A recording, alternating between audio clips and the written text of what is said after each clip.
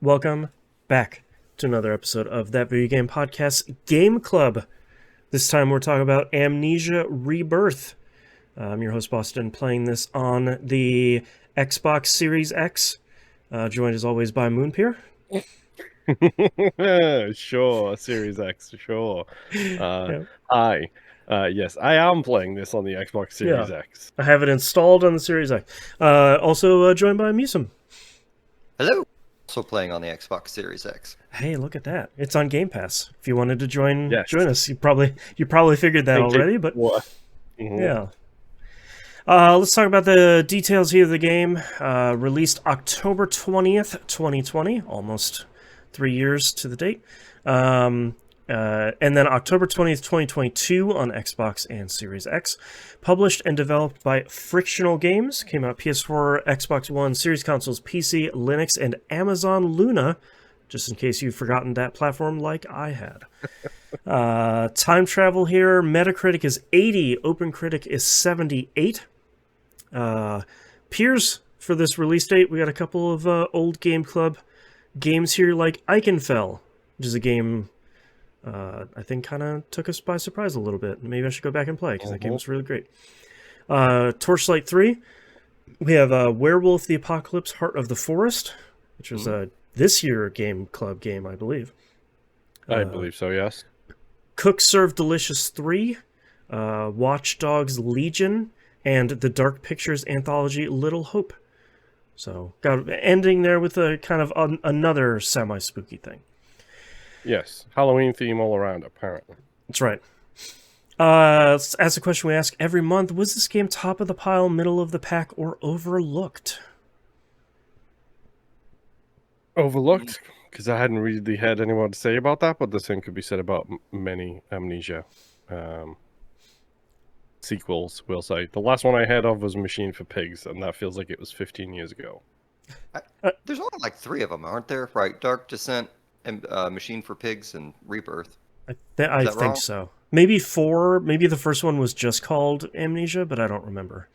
I think there's 3. Yeah. I feel like the only reason I heard of Machine for Pigs was because the Chinese Room made it, if I remember correctly, and it has a title that is attention grabbing. I would vote 9 Inch Nails title. yes. I would also vote for Overlooked on this because I feel like, especially the first one was huge. The second one had a mixed reception, and I think when this one was announced, everyone was like, "Yeah, okay, but whatever." Like I think we're past that. So Yeah. That's probably accurate. I can agree with that. Like I feel like I did hear about it coming out, but I didn't really pay it any heed. Yeah. All right, let's get into the game itself. What we liked, what we didn't like. Wanted to make a quick note here that I did not play this game because it turns out it's a very M-rated game, and my kid is around a lot. I did watch a full playthrough of this, so I have The beauty of phones. That's right. I have witnessed this game, though I unfortunately did not play. I was excited to play it because I don't really play scary stuff all that often. So I was excited to like get into something scary, and then I watched it instead. So mea culpa. All right. So, Musum, do you want to go next? Okay, I can go next. I was about to say this is just going to be Our apology tour here. Yes. So I made it a couple hours in, and did not finish, and I did not watch a full playthrough. I meant to, but ran out of time, and instead did a story breakdown. Oh, okay. I got approximately, based on levels, about 75% of the way through the game, and then every time I finish a particular sequence, the game hard crashes to desktop for me. You're just so cursed. How many Game Club games is this going to happen? It's the best and most ironic thing about this is I think we're all even now, because I had this with Pentiment, which I was very excited to play, especially the last chapter of, which is the part that kept crashing. I need to go back and play that. I'm sure it's been patched by this point. Yeah. I had it with this, which I was very excited to play, because I like scary games. This makes up for the time that you two idiots played a game on the Switch and couldn't get past the title screen. Oh, the sexy brutality. No, we got past the tutorial, and it's like, this game is great, and then it just, like, grinds to a halt at, like, 5 frames per second. I was like, that sucks. Yeah. Okay, well, there we go. I've had my 2 for your 2 in the same episode now. That's right. Fingers crossed. That's right. So what did you guys think about, again, we talk about this every month, but this Game Club episodes are also spoiler casts, so, we're going to spoil the story as much as we can here. What story there is and how much you can spoil it is sort of, up to you, but just fair warning here. So Oh, sorry. Do you want to go first? No, you go ahead, because I got a big old negative I want to just dump at the very top of this. Okay. Well, I mean, mine may not be much different. We'll see. So I'm a big fan of horror in general, and I love Lovecraftian stories, and this is very much like an Eldritch Order horror type game. But I think the thing I just have to accept is I do not like games where you just... Like, I don't think I like games that are entirely based on sneaking, and I really, really immensely disliked running around in the tunnels at the first of the game. And by the time I got to the fortress and got... I have no idea how far I got into the fortress, but I really don't enjoy playing them. But I loved hearing about the story. So, like, it's a... I don't know. And I kind of had the same issue with the first game, or whatever the first one was. If it was Dark Descent or just Amnesia, like I had the same trajectory on that one. Was that first one also first person? Yes. I'm pretty sure they've all been first person, scroll the mouse wheel to open the doors, use the right stick to open the doors kind of controls. Right. Like, arguably Amnesia is responsible for this genre being around at all. Because I'm pretty sure... First Amnesia was the first one to do this. Yeah. Which, I get where you come from, Yusum. Like, I think a lot of people, most people, one could argue, play video games as the power fantasy kind of thing. Like, that is very much the whole thing. Like, we all, to get grown up for a second here, but we all feel helpless and useless in our real lives, so why do we want to play video games to make us feel the same way? That's right. Yeah. Well, and I don't want to waste a ton of time wandering around in the dark aimlessly. Like, and I feel like a lot of the areas I say a lot. The 2 areas I played in this game, it very much just felt like me wandering around aimlessly. Like, the game tells you at the start, this is a game you don't win. So I went in with the attitude of, okay, great. I'm not gonna make any effort to map this out in my brain and just hope that I trip into the story, which worked through the tunnels for me. Right. It was not working in the fortress. So the fortress, I'm assuming, is the alternate reality that you're talking about, that you go to real early?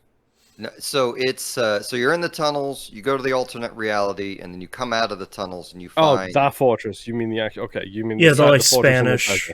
like the Spanish fortress.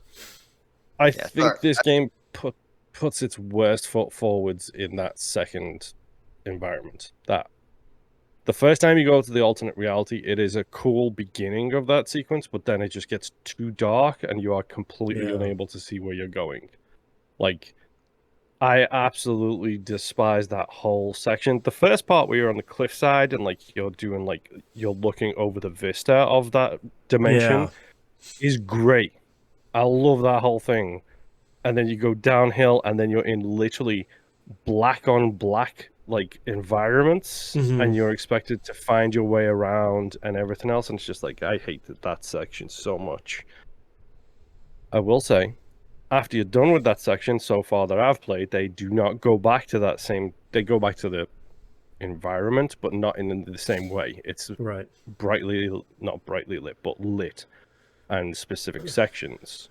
It's not that running around in the valleys in all of the darkness trying to find your way to a stupid thing kind of section ever again that I've seen. Most of the times you go back to the Gate Builders world, they're all kind of... You're doing the puzzle solving to like extract something or build something or start a portal or something like that. So it's a little bit... And I know there are people out there that would be like, Well, that's the point of Amnesia. It's supposed to be dark. It's supposed to be this survival horror thing, but dark is fine. I don't have a problem with dark. I have they a like problem pushed with it too far. cannot see is the problem. Yeah, and it's I'm as much as I really wanted to play this, I'm kind of glad I didn't, because I find that first person stealth and horror stuff always frustrates me the most, because I sort of it can be hard to kind of tell where enemies are going to be, or where you're supposed to be positioning, or where you're supposed to be hidden and stuff like that. And it seemed like the person that I watched seemed to really know what they were doing, and were still getting caught by a bunch of that stuff. So it seems like that could be pretty frustrating. I will commend them for putting in an adventure mode that just takes out the entire part where monsters can harm you. Oh, okay. I did not know that. That's I really didn't know cool. that either. Yeah, that's cool. Like if I had started this a week earlier, I would have turned that on and attempted the rest of the game that way. It's it's the part where like I'm in an area and I'm not sure where the puzzle is that I need to solve, or what I need to solve the puzzle with. That like all that stuff is get frustrating, and I imagine it gets. I imagine that's the difficulty curve as the game continues, as they continue putting you in these increasingly difficult to interpret environments. But right, I feel like, you know, part of a good game is them introducing an interface and environment that kind of teaches you what it wants you to do. And I think this game started out really well on the plane in terms of kind of showing you a lot of these interactions, but you know, by the time you get to that elevator that you have to repair, it's like, okay, I got the crank. Oh, there's a big hole.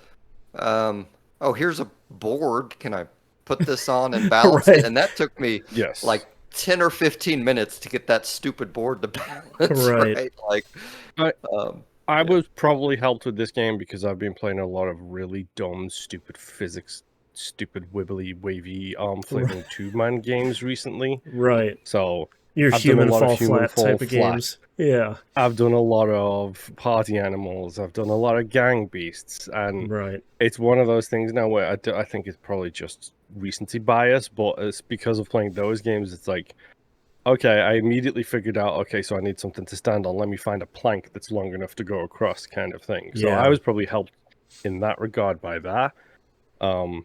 I will say the reminders in the sketchbook was not pointed out often enough. So sure I realized that was there. I feel like it told me about that, and I opened the sketchbook and it showed me a picture. It tells you once. I could not interpret the picture, and then I'm like, I don't know what to do with this, and closed it. So when you hit left on the D-pad when you're playing it, she pulls up her sketchbook. And every time you encounter a new clue, you'll hear a little scribbling noise, and a little journal appears in the bottom right corner.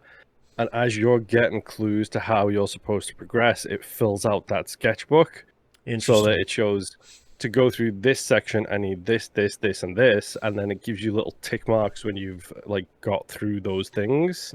So there was a section where I needed to, in the fortress, to escape the fortress, I needed to create a tank shell. Right. So reading a sign give me the sketch for what I needed, and then as I was collecting the things I needed, it checked them off, and then I just followed the instruction on the sign. It doesn't tell you about that anywhere near enough. It literally mentions it to you once, and then it was just pure happenstance that I happened to hit left on the D-pad and see what it was doing. The part in the fortress which might have been the most frustrating, because that was before I learned about the sketchbook, was the weak floor, and realizing I needed to put a wheel on a cannon and then push the cannon onto the weak floor was what I needed to do. Which I'm guessing that's probably the bit Musum got to, where you were trying to get to the radio. Yes. I don't remember. I don't remember the cannon at all. So you go up the crank. The crank takes you to the next floor. You go around a big little maze, and then it's really annoying because they've got 3 holes in the floor where you can go back to the floor underneath, and you have to go back up the crank again. And to get to the radio, if you stand near it enough, she starts repeatedly saying like the same lines, the floor is super duper weak. So what you have to do is you have to use physics to push the cannon. The cannon rolls down the corridor onto the weak floor and breaks it, allowing you to access the radio. But the cannon's only got 2 wheels on it, so you have to go into a different room to get the wheels, to put the wheels on the cannon so you can push the cannon down the corridor. It is obfuscated really poorly. Like, it's not a natural solution at all to the whole thing. Because they don't give you that heads up of, maybe push or pull this type of object to do something. And the cannons are all, every other one you've encountered is all put in with blocks or with chops, depending on what you want to call them. So you can't move them. You can only move them like an inch. So it's a weird thing where it's not telling you what to do, but it gives you just the broadest of outlines. Right. So it becomes very difficult to think, oh, well, okay, what do I need to do to get past this section or this section? Like, it is, I think my brain is just luckily wired that way because of what I've been doing recently. In all fairness, I should mention, I went from Cyberpunk 2077 to this game where you just sneak and then you get caught and then you murder everyone. Right. So that probably did not help things. Yeah. Probably not, no. I will... One really positive thing I want to give this game is, and from what I understand, this is a series staple. It does the fantastic job of tension building. All, like, when it chooses to have music in the background, when it doesn't, when all you can hear is the wind howling through the caves, like, the... do I spend a match or do I not spend a match kind of resource, like, obligation that you have. All of that, I think, is absolutely fantastic. I played the Blair Witch game on the Xbox One a while ago. That game gave me literal hackles on the back of my neck and goosebumps, like, with how tense it was making me. And certain sections of this game did the exact same thing, where it was like, oh, I'm starting to get that something is there. Especially, there's a couple of sequences where you go around a corner and you're heading towards the objective, and there's a hole in the wall, and the creature comes out of the hole in the wall. Yeah. And like Boston said, this is the first person hiding part of it. And I will agree with what you say, Boston. Like, sometimes it can be difficult to parse exactly where you're supposed to go. But I think part of that is the tension. Like,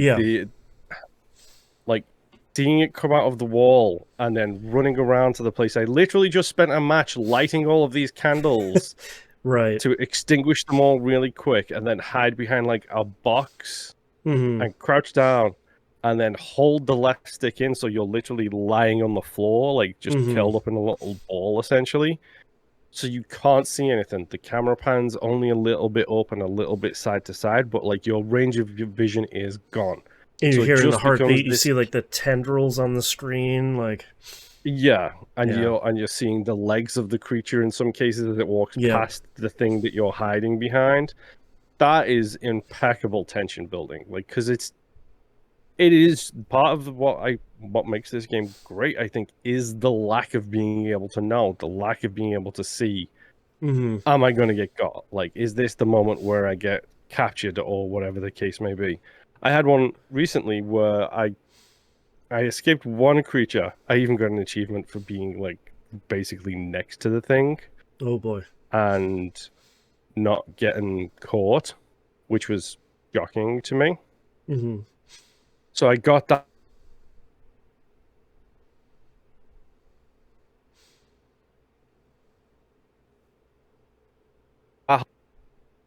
And, like, as soon as that one came out of the wall in front of me, I hid behind a post. It spotted me, and then I just had to run as quick as I could to get to the exit point, which was genuinely horrifying. Yeah, and I think on the flip side, for so much of the stuff that in, like, the back half or maybe the back quarter of the game, where you actually do see the things that are haunting you in the alternate reality or, like, alternate world, even when you do see those things in the light and when they are attacking you and they're on top of you, they're still really terrifying. Like when you see what Leon and all your friends have turned into, like that stuff genuinely does. And it doesn't help when you can hear one of your friends like talking off in the distance, even does the like really light the faint subtitles. Yeah, the faint subtitles, and like it's like that stuff is so unsettling to see that stuff. You know what it is, and you can see it, and it's still terrifying. Like I think it's impressive that they kind of do both things really well. Yeah, I do also have to give it credit that I really liked as the main character is getting more and more of her memories back, the loading screens with the sketchbook stuff of her remembering her relationship and her kid and everything. I really liked the evolution of those, where you're not only getting her story, but you're kind of getting these drawings of the life that she's remembering together with her husband and her kid. Like, I thought that stuff was... I'm not entirely sure I loved all of the story. I mean, that's not really the point here. Yeah. But I did like that kind of conceit they had there with the sketchbook stuff.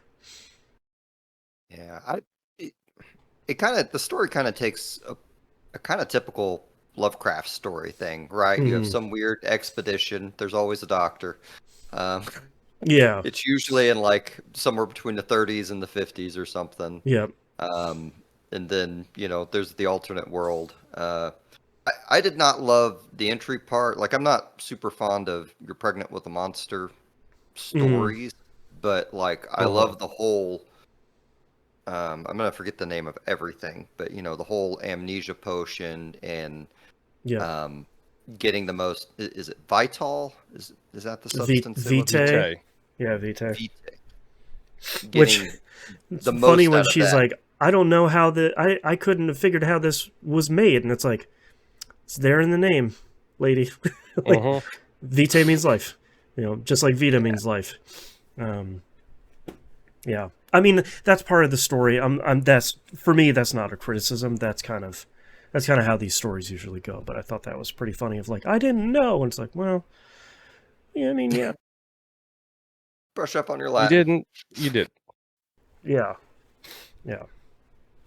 I did like the design of the whatever the like queen or whatever the leader is of the alternate reality. I thought that her design was pretty cool, with like the one big shining eye. Yeah, I thought that was there's a lot of interesting design stuff over there. Like Musum's been saying with the Lovecraft stuff. It's this kind of like dark lightning metalwork sort of horror stuff that I think we don't get a ton of in games. Like I feel like we get a lot of steampunk, which seems like it's similar on the surface, but we don't get a lot of stuff like this. No, that is true. I do think the game looks great. Like, I think that like every part of it looks really, really good. Like the one part that I don't think does look good is that horrible dark section. But like the design and aesthetics, and like when you're standing in the sun too long, you hear bubbling. Like, well, and the thing that I feel like with games that are done primarily in corridors like this, or kind of like dark horror games, is when they have something out in the light or kind of in an open area, it tends to look really bad, or like the geometry and stuff isn't good. But I was really impressed by how much of the outside in the desert, in the middle of the day stuff was done really well. Like I think that stuff was really impressive, and that was pretty surprising. Yeah, I think it's a really good game, but I dislike when games are too dedicated to like head bobbing movement, because it was a little dizzying for me at times. Like, I needed like a little bit less of that, and maybe they have a setting for that. I don't know, but yeah, I do like that more games have the option to turn off head bob, which is great. Yeah. Yeah. Well, and for this, it was a lot of you know, especially in those beginning titles, there's a lot of, oh, she fell over and she looks around, and Yeah. you know, it's like Blair Witch footage, which is too much for me. Right. Right. Any final thoughts here for Amnesia Rebirth? Let's start with you, Moon. I liked it overall. I'm hoping that I can get it to actually, you know, load. For all I know, it's probably a fragment on one of my hard drives that is broken, so I'll need to figure out exactly where that is, because this is now becoming a repeated issue, not just with Game Club games, but in general. Right. So I'll probably do a bunch of deletions and then move it and then move it again and then see if that helps it kind of situate itself to a point where I can play it. I liked it. I genuinely did. I think the tension building is fantastic. The hiding is great. The music and lack thereof, when appropriate, is really fantastic. Yeah. Like I said, like sometimes when it's just you in a corridor trying to figure out what to do and the wind is howling, and then you'll just hear like scrittering around, and it's just like, oh, come on, not now. Like the well executed scritter is one of the best sound effects horror media as a whole can make. Especially if it's like above you and it's like, oh god, oh no. Ooh. Yeah. Or there's one particular sequence in this where I came into a big old circular tunnel. And as I came out of the door, there was a hole in the wall in front of me, like high up, with no like ledges or anything. And I just saw a leg go into the hole in the wall, and I was just like, really? For real game? Like, come on. Like, because that's one of my favorite things in horror movies is when the camera pans and you see something, but you don't know if you saw it, and when it pans back, it's not there. That is my favorite stuff. Yeah. Like, I love that. The Descent is a prime example of why that is fantastic as well. If you haven't seen that movie, don't. Go listen to when Moon and I talked on Critical Misses about VHS. There's one part of that had that specifically where I'm like, boy, I hope this doesn't come up. And guess what did? Whoops. Yes. Yeah. I love horror media. I like being scared because it's a great way to be scared safely instead of, you know, opening my front door at any point during the 9 to regular days. Right. I know it was fun. I'm probably going to go back and finish it. I don't know exactly when or how, but I'm definitely going to do my best. Right. Musum, final thoughts for you. So the story deal I watched, like, it made it evident, like, there's a lot of story ties with The Dark Descent, which I never finished, and it made me think, like, maybe The Dark Descent has like a story-only mode where I can turn that other stuff off, and maybe I just follow a walkthrough, because I don't think that's a very long game. I think it's like 6 hours or something. Yeah. And it kind of made me want to go back and play through that and see if I feel more connected to the characters at the start of this game that way. Sure. They are not in The Dark Descent. The Dark Descent is in like the 1800s or something. But it's I don't know. I love the storytelling. I don't love the game play, but you know, maybe it needs to be one of those things where I follow with a walkthrough so I don't miss anything. Yeah. But I don't know. It's okay. I think if you like this sort of the game, you will probably like it a lot. Yeah. So. Yeah, I wish I had more time to play it, because it seemed cool. It seemed kind of like, I guess I didn't realize how much of these games are almost that kind of point-and-click adventure style of like, all right, you're in this room and you don't know what you don't know in here. There's a bunch of symbols. How do I make this machine work? And you're kind of like poking and prodding at puzzles and environment and picking stuff up and, you know, combining it together to make it look like the sign on the wall and stuff like that. So I think that's pretty neat. I kind of wish the story was a little bit... I like the idea of her, like, losing time as she's regaining her memories and then becoming like, there's these giant time skips where she's more and more pregnant and like more obviously pregnant as the game goes on. I think that's really interesting. It's something we don't see pregnancy in games at all unless like the main character's wife gets fridged or something. So it's nice to see something totally different from a game story especially in a horror standpoint. So super cool. Seemed really great. I liked what I watched. I thought it was a pretty cool experience. I wish I had not necessarily the time to play it, but the lack of 6-year-old to watch this eldritch horror on my TV. So let's talk about our next game. We're going to play Cocoon, the puzzle game that came out this year, 2023. Came out PS4, PS5, Xbox One, Series Console, Switch, and PC. It is on Game Pass for consoles and PC. So if you want to play that along with us. How long to beat says it's probably about 5 hours long. So nothing super duper long. We hope you'll come join us for that next month. Bye. All right.